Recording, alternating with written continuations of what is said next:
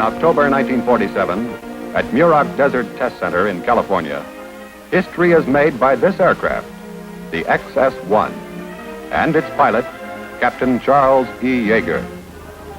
This airplane and this pilot are about to be the first ever to fly faster than the speed of sound in level flight. A B-29 will take the XS-1 aloft and launch her at an altitude of about 35,000 feet. For the first time, except in dives, a man has flown an airplane faster than the speed of sound.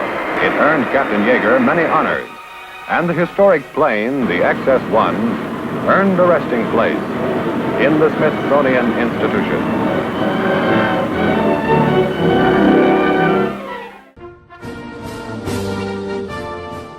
In October of 2016, as the 70th anniversary of this milestone approached, the Academy of Model Aeronautics magazine published a set of plans by the renowned modeler Dick Sarplas. They were for building scale replicas of these famous aircraft. This really interested me, and I realized we needed two people to do this with two airplanes. My name is Roy Pettit, and Dave and I have coffee every week together, and one day he said, hey, did you see that article in the AMA magazine about the B-29 dropping the X-1? And I said, yeah, it looked interesting. And he said, how'd you like to do that project? And I said, sure, count me in. So Dave and I talked it over, and he decided he'd like to build the B-29 and I'd like to build the X-1. The B-29 build was actually quite straightforward.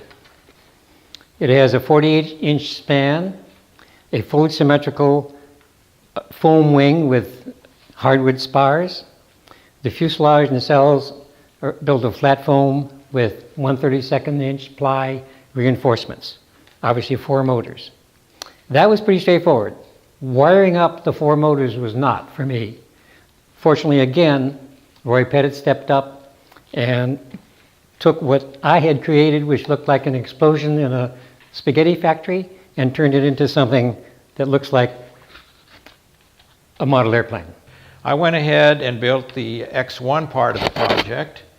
It's based on the model in the magazine article. It's the same size and proportions. However, I constructed from solid balsa instead of foam sheet with basswood stiffeners. I made this into a powered version of the X-1 so we could fly it away and not just drop it as a glider. In order to compensate for the weight of the engine in the back, I ended up moving the wing aft a little bit so that wouldn't require so much nose weight to get the proper center of gravity.